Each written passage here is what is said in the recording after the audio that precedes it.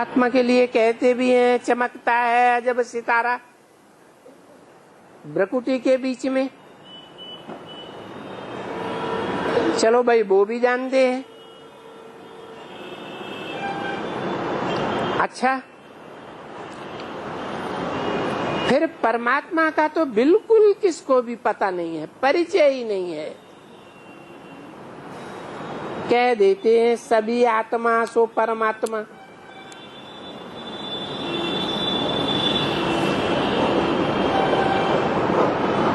अब सभी आत्मा परमात्मा कैसे हो सकती?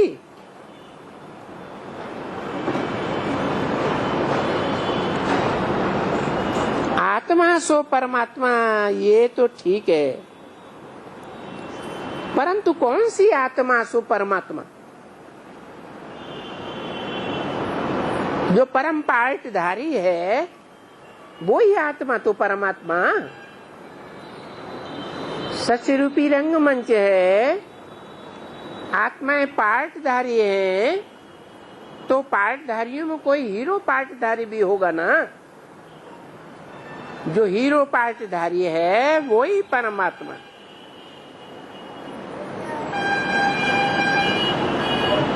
परमात्मा माने ही परम, परम पार्ट।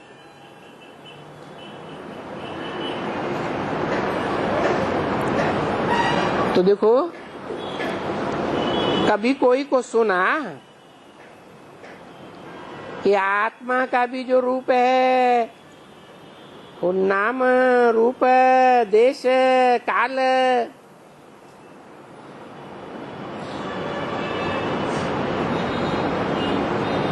भाई आत्मा,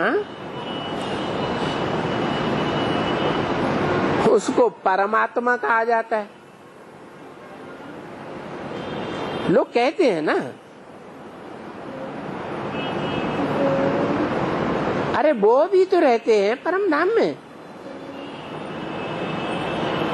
जैसे हम रहते हैं।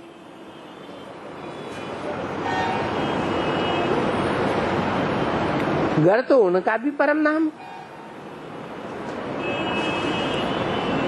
रूप जैसे आत्मा का है वैसे उनका भी है।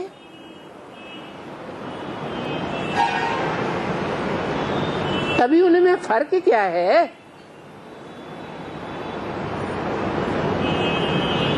रूप के आधार पर तो वो भी छोटा है।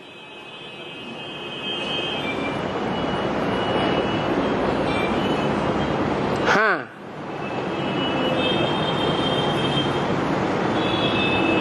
जब परमात्मा के रूप में पार्ट बजाता है वो है संगम युग।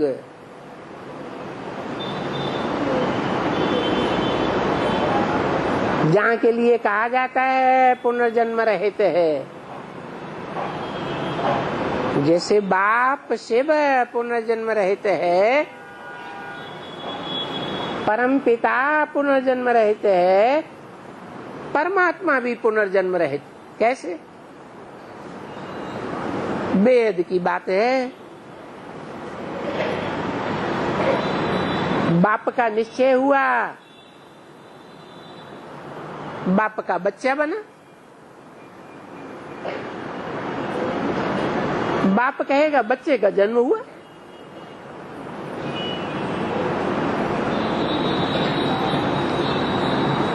बाप में निश्चय टूट गया,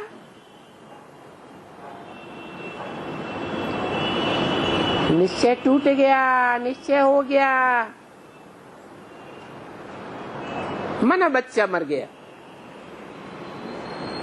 बच्चा बच्चा नहीं रहा तो मृत्यु हो गई। निश्चय है तो जन्म है, अनिश्चय हुआ तो मृत्यु। तो देखो, अब इन बातों को समझने की कितनी बुद्धि है किसी में।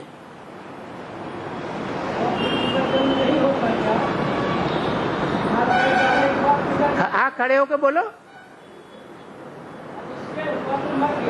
हाँ, होता है, क्यों नहीं होता? पुनर्जन्म होता है तभी तो पुनर्जन्म वाला है, जन्म पुनर्जन्म वाला है।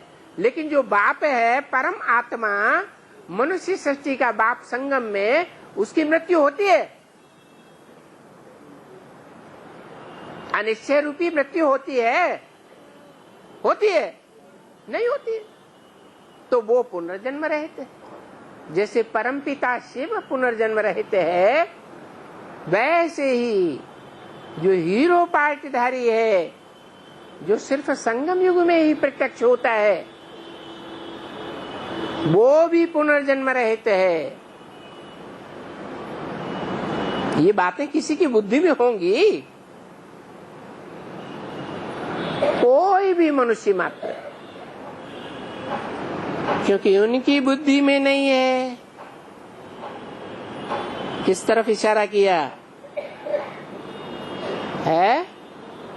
66 की वाणी है। बोला इनकी बुद्धि में नहीं है। किनकी?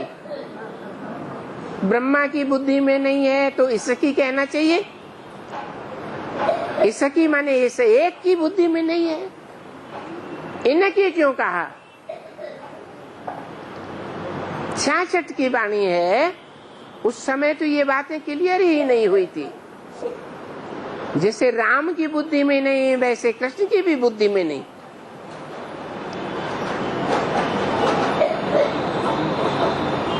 अरे इनकी बुद्धि में नहीं है, वो भी तो पढ़ते हैं।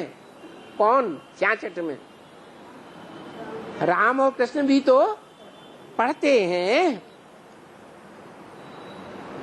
तो देखो ये भी तो पढ़ा हुआ है ना। अभी तुम्हारी बुद्धि में है, परमात्मा भी ऐसे ही है। उनके लिए कहा जाता है, इनके लिए नहीं। क्यों है? क्योंकि 66 में तो परमात्मा का पाठ, परमात्मा पाठ क्या है, कौन है, ये प्रत्यक्ष ही नहीं हुआ। जब प्रत्यक्ष हो तब के लिए बताया कि उन्हीं के लिए कहा जाता है कि ज्ञान का सागर है। सागर और सूर्य में क्या अंतर है?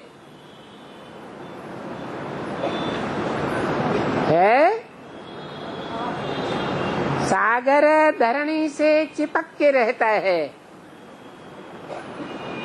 प्रवृत्ति मार्ग है या निवृत्ति मार्ग है? प्रवृत्ति मार्ग। जो परमपिता शिव है वो सूर्य है।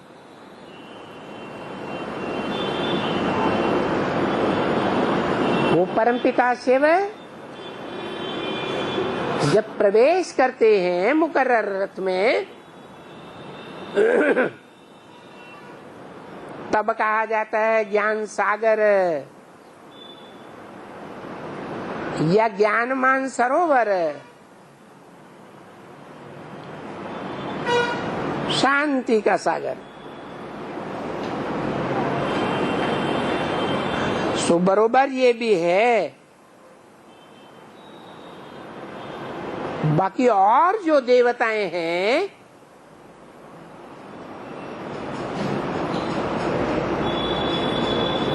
वो अभी ज्ञान का सागर नहीं है।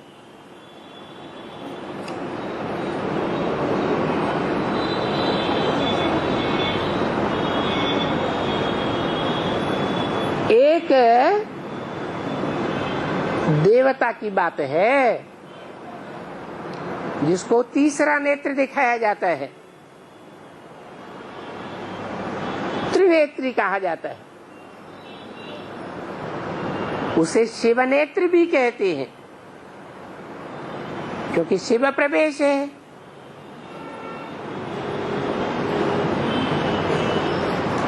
तो वो ज्ञान का सागर है और देवात्मा ज्ञान का सागर नहीं है। बाकी वो पवित्रता का सागर है, बरोबर है। क्योंकि पीछे नीचे आएंगे तब, जब संगम युग के बाद दूसरे युग आएंगे